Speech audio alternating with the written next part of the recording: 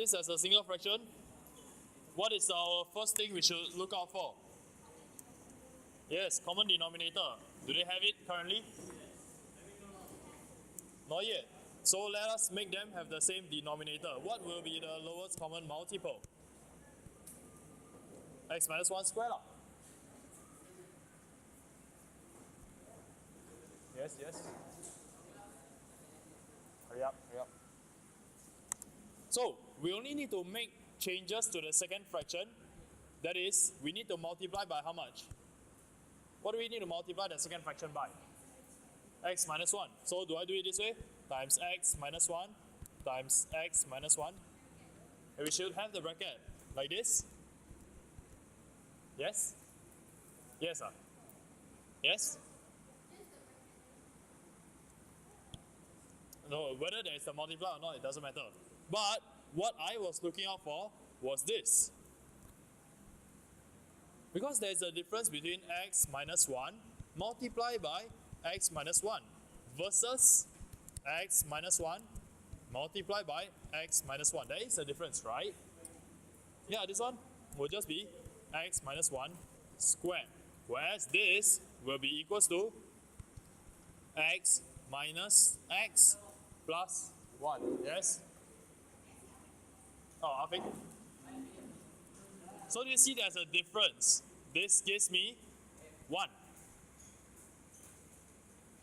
Whereas the bottom one gives me x minus 1 squared. Okay, so back to this question.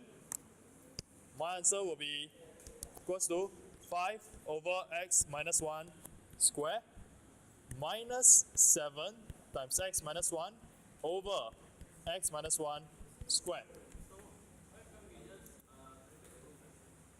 Why can't we bracket what? You mean, do you mean like this? Times x minus 1. If you do this, is it still the same? Have you made changes to the question? You have, right? You have multiplied the second fraction by x minus 1. Whereas what I did initially was numerator times x minus 1, denominator times x minus 1. If I do this, I'm effectively multiplying by, no, x minus 1 divided by x minus 1 is 1. Effectively, I'm multiplying by 1. So I am not changing the question. Whereas if you just did this, then you are changing the question. Then you will not be able to get the answer. Okay? So based on this, we get this over here. And since the denominator is already the same, I can combine it, right? X minus 1 squared. So what is in my numerator? 5. Minus 7x minus 7. Okay, is this correct? Look carefully. Because I'm sure I will see these kind of mistakes during the exam. So what is wrong? What is wrong is that you try to skip steps. So it looks correct, but it actually should have been like that. Sorry, it should have been like that. Right? And then when we expand it, we will get 5 minus 7x plus 7 over x minus 1 squared. This will be 12 minus 7x over x minus 1 squared. Can?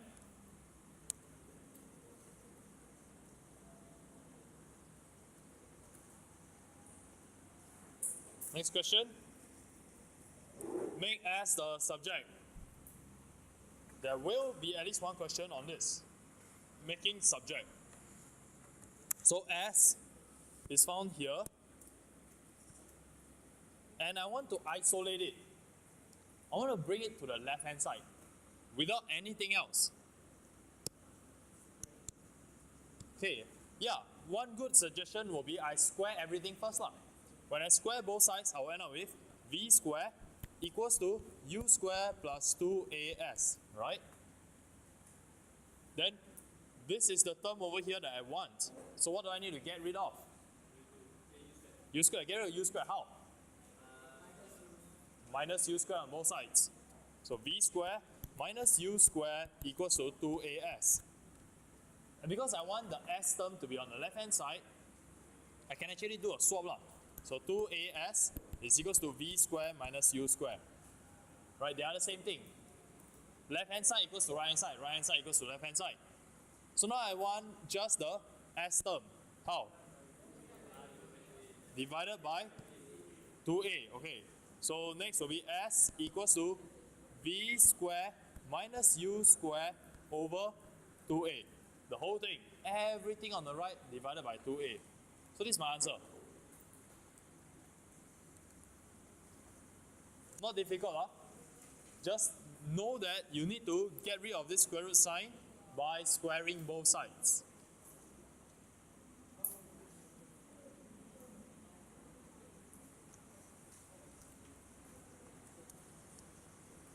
Okay, next question. These two lines are parallel, 55 degrees, 42 degrees, 100 degrees, HIJ. Where is HIJ? HIJ. Okay, this angle. This should be 42 degrees.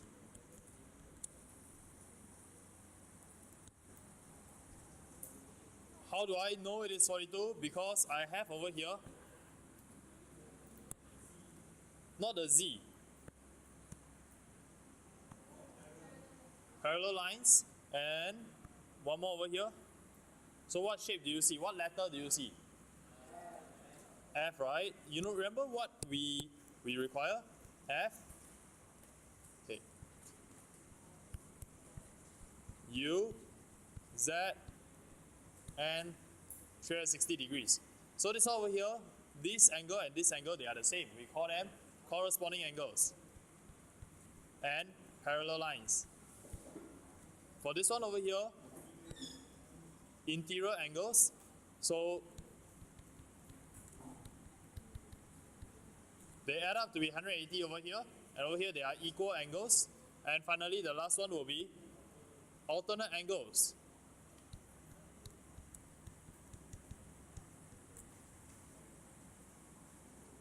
Okay, so in this case, we are staring at the letter F, corresponding angles, where this angle is equals to this angle. No calculation required. So 42 degrees. Next one will be GHJ. GHJ. This one.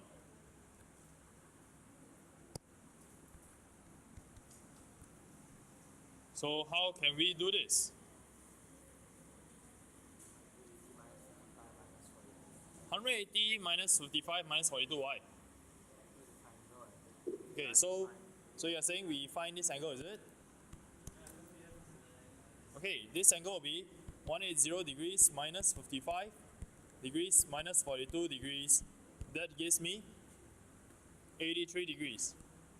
What is the reason for this? Angle sum of triangle. Okay, so what if I have this angle? Yeah, now they are equal because they are alternate angles. Okay, see the Z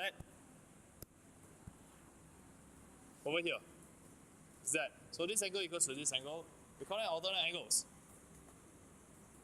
That means it is 83. Yes, you must give the reasons.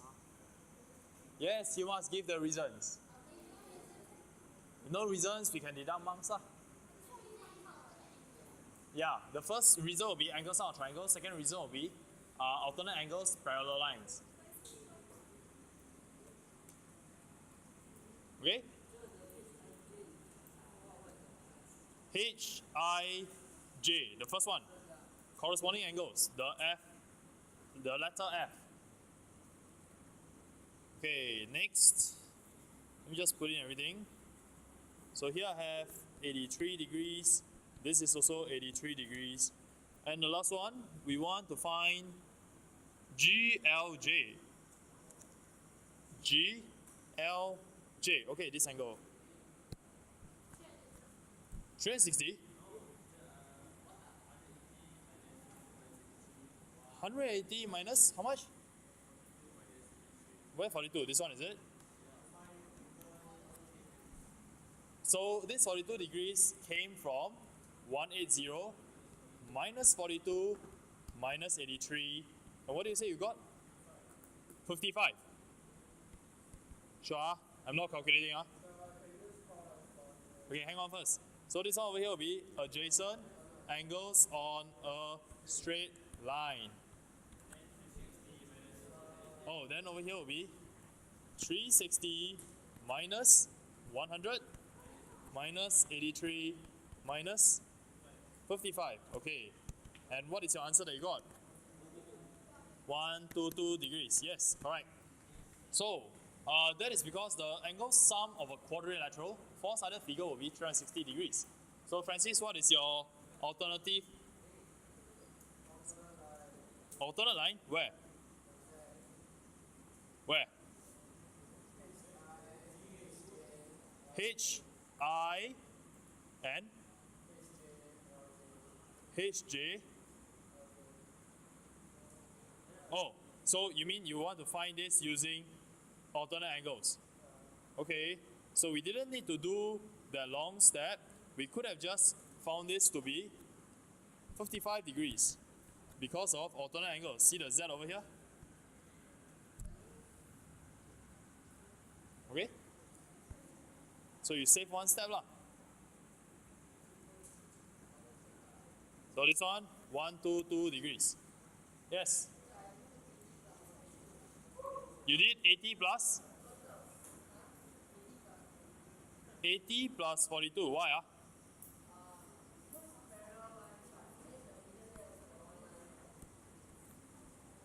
So what do you do? I'm sorry? Oh, you drew one line like this.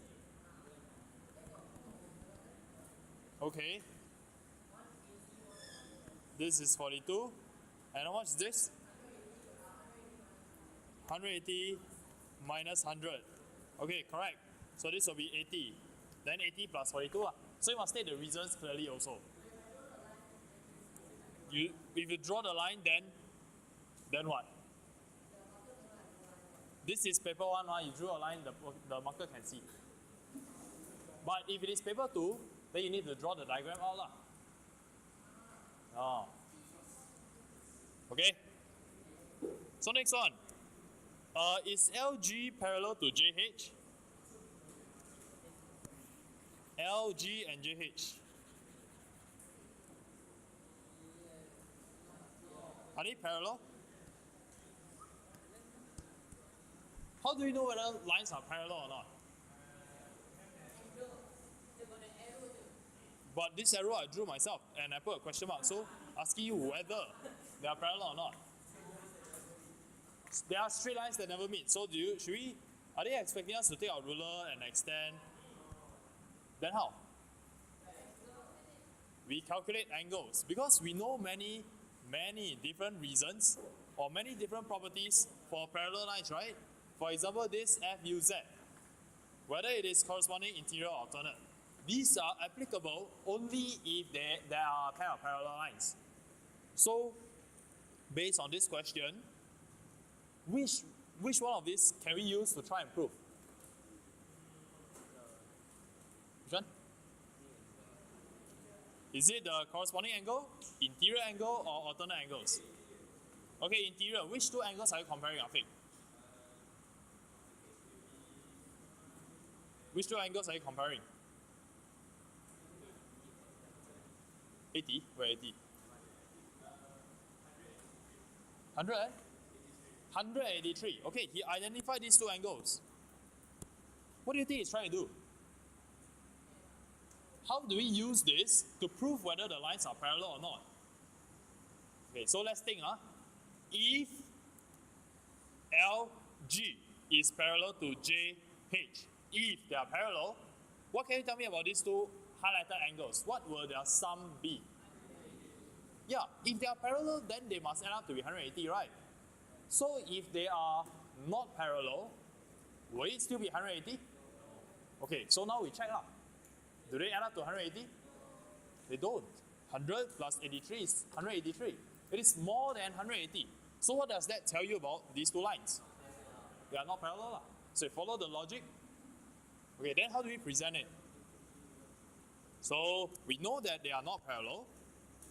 Is not parallel to JH.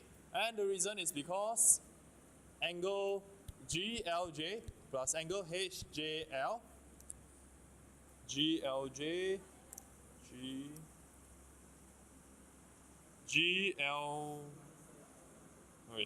LGH. Sorry, yeah. LGH plus angle, what is the other angle? GHJ is equals to 100 degrees plus 83 degrees equals to 183 degrees. This is not equals to 180 degrees. That's why they are not parallel. And what is it that you are using? What theorem are you using for this? You are talking about interior angles, parallel lines. So you can just add on interior angles, parallel lines. So this tells the marker that we are using this as our evidence. Okay? Yeah, write everything here. Yes, write this so that we know what you are basing your argument on. You can just write this. Exactly. Can?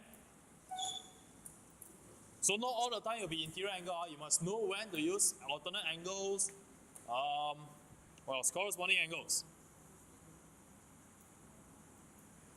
Next. Regular hexagon, so all the angles are the same, all the interior angles are the same, all the sides have the same length. So 5 cm all the way around. Calculate area of the circle, very easy. This is equal to pi r square, which is pi times, what is the radius? 4.33. So that is 8.66 over 2, 4.33 square. Then our answer 5 SF, and finally we round it off to become, what do you all get? 58.1. Sure or not? Sure? I never check. Okay, now calculate the area of the shaded region. How should we do that? How should we find the area of the shaded region? Okay, yes, we need to find the area of the hexagon minus area of the circle, right? Very obvious lah. But how to find the area of the hexagon? Cut into triangles.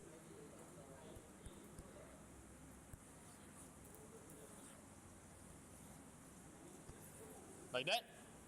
Okay, so let me just write down what you have so far. Area shaded. Area equals to area of hexagon minus area of circle. Right now we already have the area of circle. Our challenge is to find area of hexagon. So what if I manage to divide it into 6 equal triangles? How do I find the area of one triangle? How to find the area of one triangle? Okay, half AB sine C. Let's try that. Area of triangle equals to half AB sine C. Now what does the A, B, and C represent? Arfan? Where is this A, B, and sine C?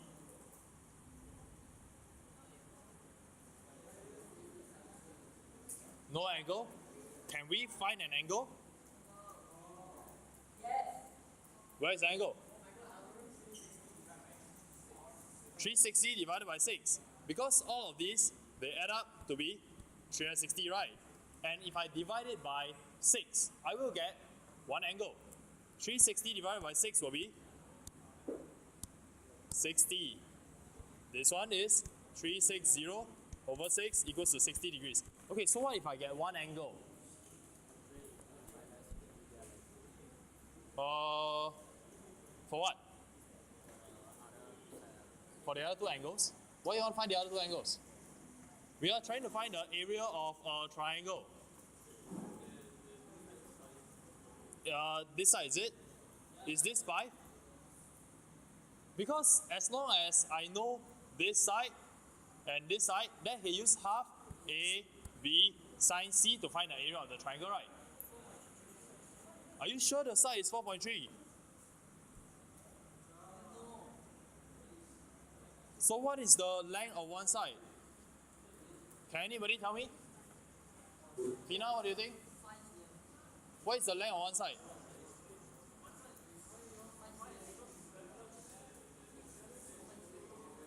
Do you all think it's 5? Why are you so sure? Parallel?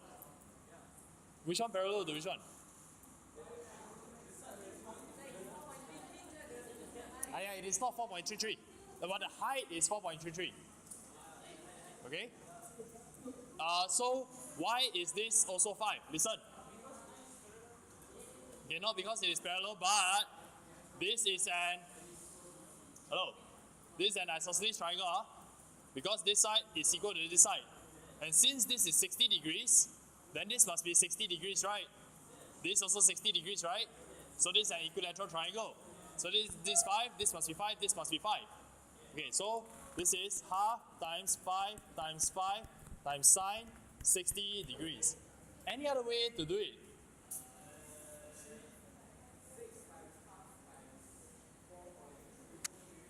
Six. Why 6? I just want for one triangle. Okay. Why does he say that? Isn't it also the same as area? Instead of half AB sine C, we also can do half times base times perpendicular height. Equals to half base times perpendicular height. Where's the base in this triangle? 5 lah. So half times 5. What is the perpendicular height? 4.33, because that is the radius of a circle. So this is 4.33. Okay, so what do you get for both answers? Okay, this 2.5 times 4.33, we get 10.825. What about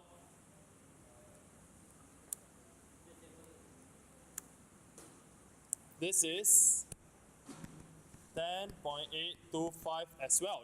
If I truncate it, I take 5 SF. So you see that both of them give me the same answer? Yeah. So I know now the area of one triangle. So area of 6 triangles. Just multiply by 6. And the shaded area will be 6 triangles minus the circle. Can? Let me just continue at the side. Shaded area equals to 6 multiplied by either one of this. Let me just use it's the same, 10.825 minus the area of the circle, which is pi r square, which we found to be 58.9. Yeah.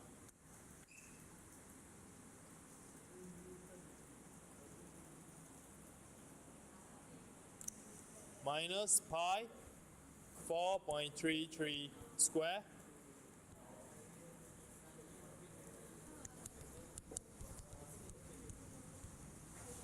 this you can answer, round it off to get 6.85. No? Y'all didn't get that? What did y'all get?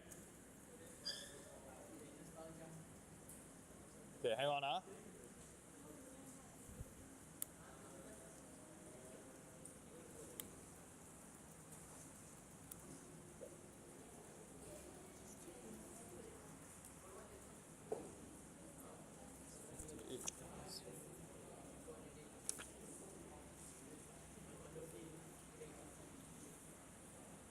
What do y'all get?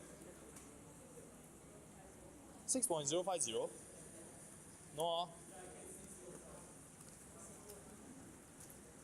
Okay, do y'all use 6 times 10.825 first? Then what do you use? You have to use 3.142. Oh, but does that really make a difference? Okay, first this will give me 10.825 times 6. You get 64.95 minus 4.33 square times 3.142. 58.9, right? Then 64.95 minus 58.909. Oh, so you get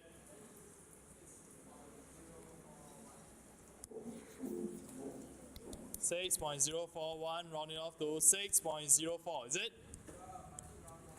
Okay lah, there's a rounding issue lah. Because the question asks you to use 3.142. Whereas if you use your calculator answer, they will give you a different answer. Can? For this question, is it? Yeah, okay, in this case, I will say round off because you got an exact value due to this part of the question. Take the value of pi to be 3.142. This itself is already a rounding off. Make sense? So that's why your final answer also round off. Okay? But generally, we won't see this kind of take pi to be whatever anymore. We can get the value from our calculator. Okay, next graph again. State the distance between point A and B. What's the distance? 14.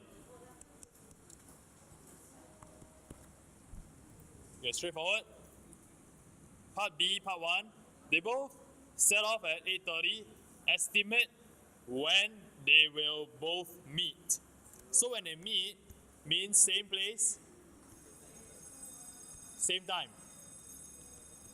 Okay, that tells us we are looking for the intersection point. Here. What time will this be?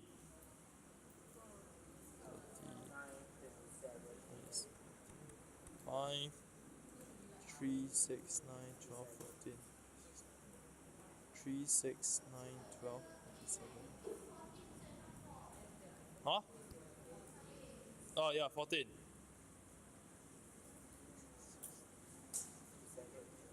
57.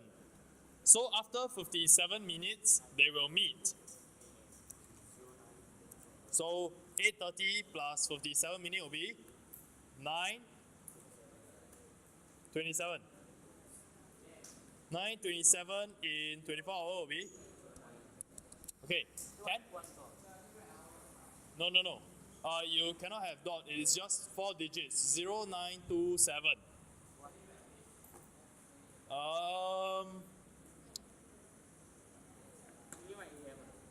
No. You shouldn't write AM. But you can write either big H or small h. Just write, okay? Then I don't know what the marking scheme is like, whether they will penalize you or not. Because I've seen some without a H, I've seen sometimes they include a H. So just put a H lah. The distance between them 1.5 hours after the start of their respective journey. So 1.5 hours later, that will be 90 minutes later. What is the distance between them? So here we have 4 km. And over here 10 km and 4 km. The distance between them will be 6 km. Calculate average speed of John's entire journey. Okay, how to find John's average speed? This guy. Yep, average speed equals to total distance over total time. Total distance covered is 14 km. Total time will be 120 minutes. What is the unit that they want? Kilometers per hour. Okay, let's change the denominator to hour. That will be 2 hours. So total will be 7 km per hour. Any questions so far?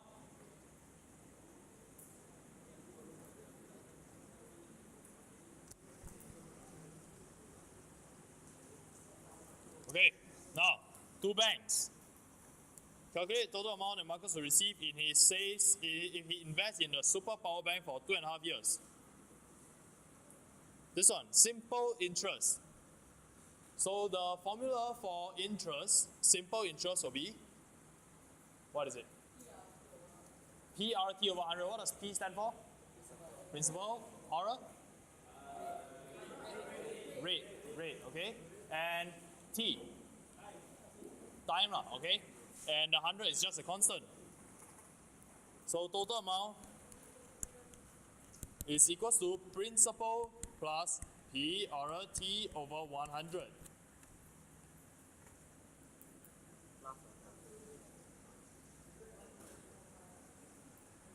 Okay? So principal will be 145,000 plus 145,000. The interest rate is 2.6%, right? So 2.6, and 2.5 years only. So the time will be 2.5 divided by 100. And our final answer will be 154425. What do you mean do another one? 145,000 times 2.6. Huh? 145,000 Uh-huh. Uh-huh. equal 3770. And then? For 1 year lah. Okay. Then you plus 3770 right for 2 years. And then? The half year leh? Half year right, just divide by 2. Isn't it a lot of work? Yeah, but you still get an answer, right? Yes, you can. But it takes up more time. Okay, any question for simple interest? If not, let's go on to compound interest in wonderful bank. What is the formula for our compound interest?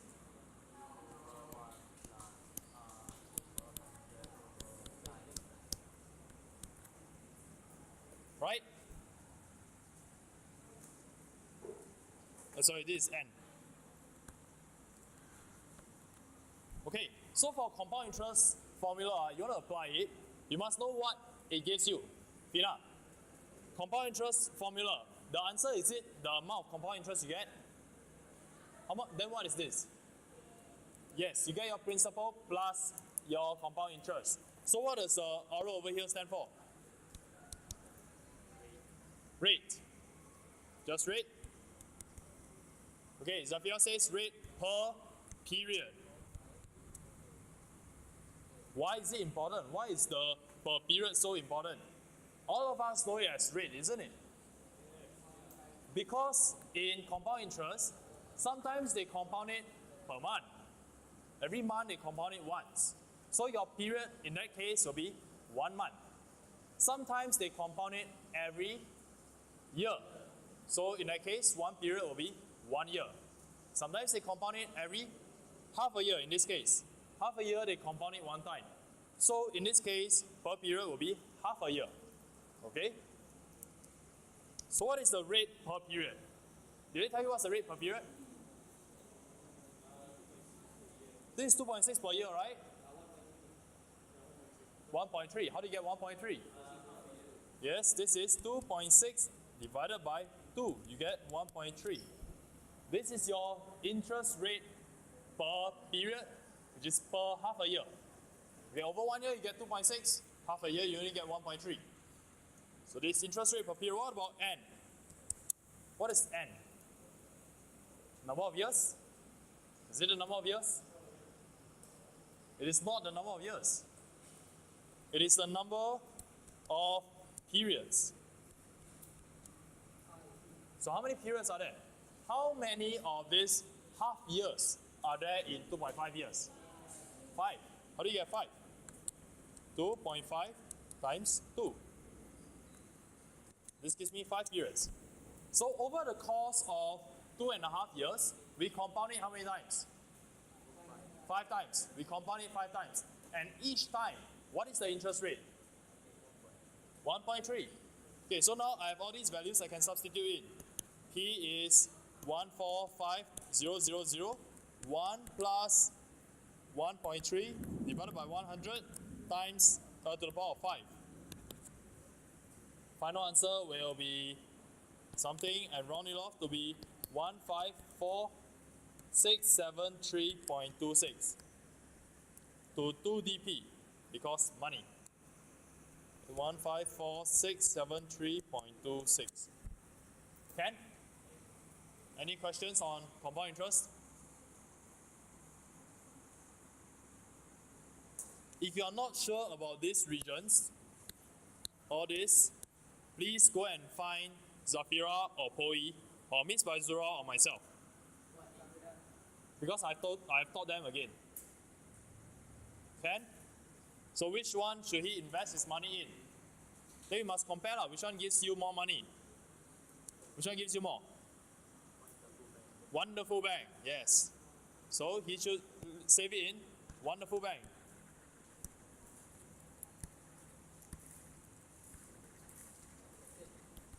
Because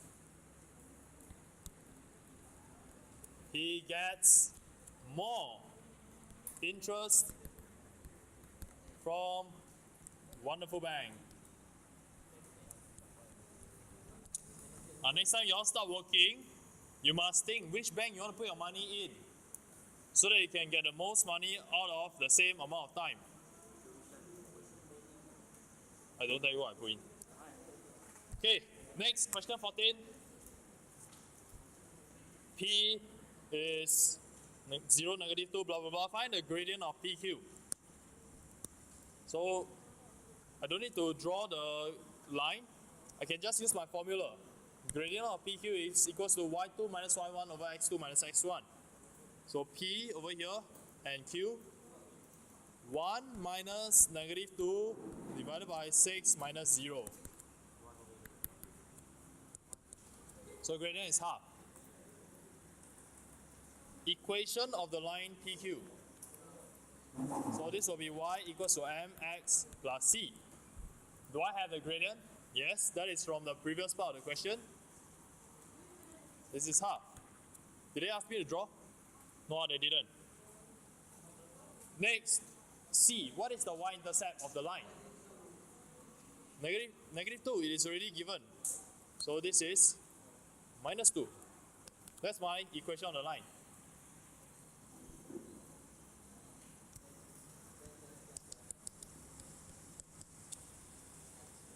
Finally, the distance of line RQ.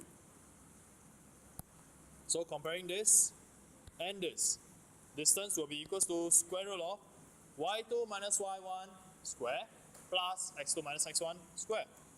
So -5 minus 1 square plus 0 minus 6 square.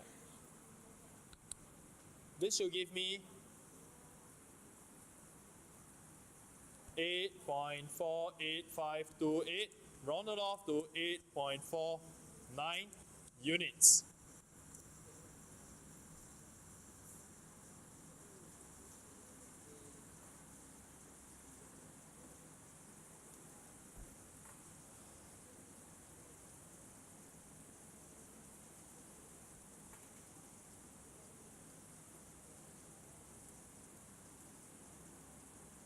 Okay, I will list down the possible coordinates.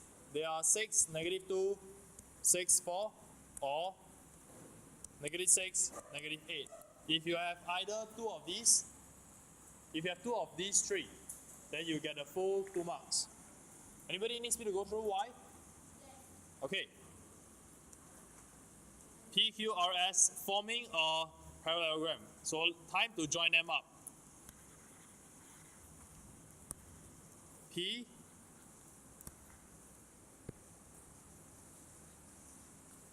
okay, this is one possible shape.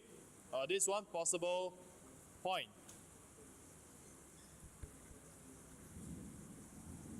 Okay, I get a parallelogram. So let's call this. This will be 6, 4. Next possibility is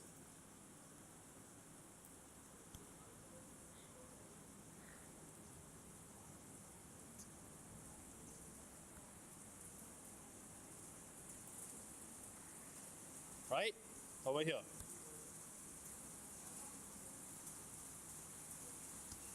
So this is 6, comma, negative 4. Right? No, 6, comma 4. No.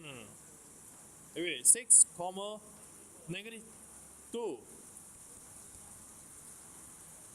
Okay? These are 2 points so far. There is one more point, which you can't really see because the grid is not enough. Okay, never mind. I will just stick to these 2 points. That's it. You don't have to care about the third one, because no space to draw.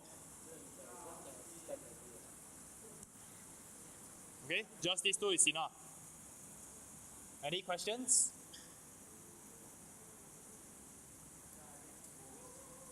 You're very curious about the last 2 points?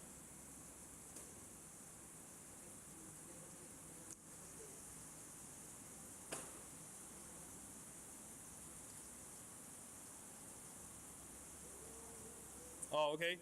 We have one more over here. Then this one will see out from here. 1, 2, 3 squares to the left, and 1, 2, 3 squares down. So 1, 2, 3, 1, 2, 3. Next point is over here.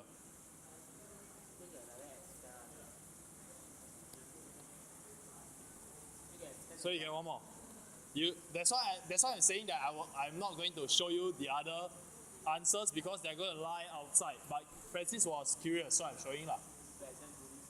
Yeah, exactly. If you do this, it's okay because they didn't say it must be within the grid. Okay?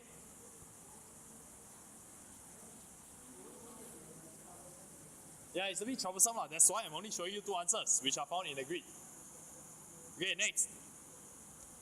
Question 15.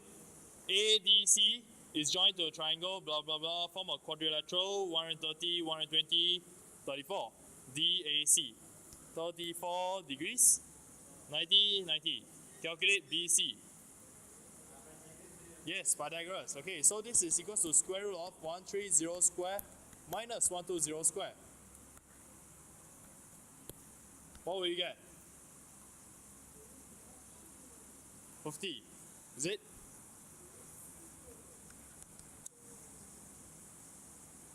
So this is 50 cm. Next, to find AD.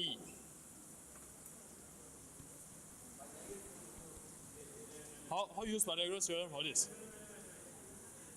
Okay, quick, how do you get this? Trigo. Cosine rule? No need so complicated lah. So which one? T, C or S? You need to decide. Cosine. 34 degrees equals to adjacent, which is 130 over hypotenuse. So AD. Therefore AD is equals to 130 over cosine 34 degrees. You get an answer rounding off to 3 SF, which will be 157 cm. Okay, that's for part B.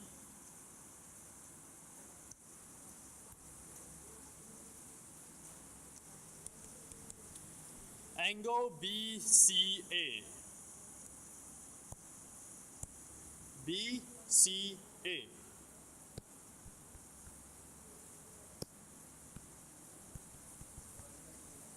Okay, how to find BCA?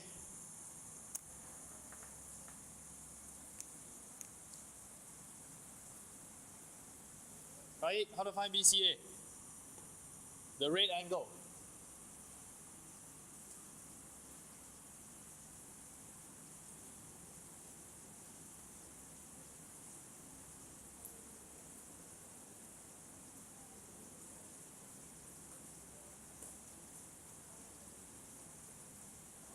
Mr. Wong, hi.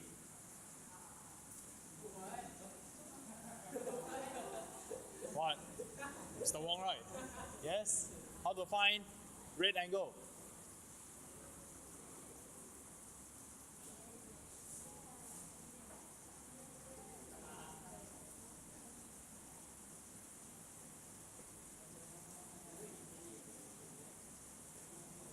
The rest of you, do you know how? Hey, they gave you the hint already. So which one is it? Tangent, cosine, or sine?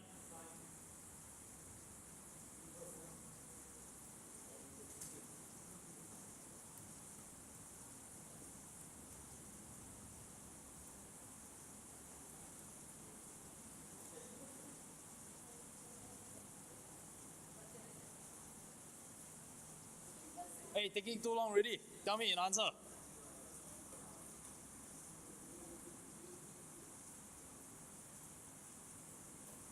Kaik.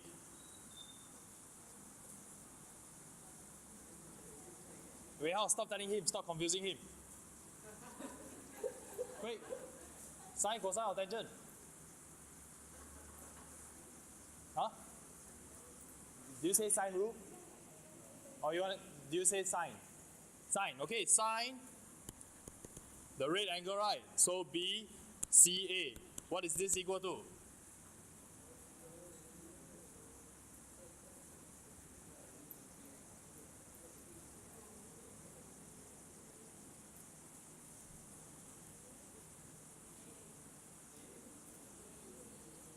One two zero over 130. Yeah. Why it take so long? Then so sine BCA is equals to 120 over 130. Therefore, BCA will be equals to sine inverse 120 over 130. Get an answer, round it off, you should get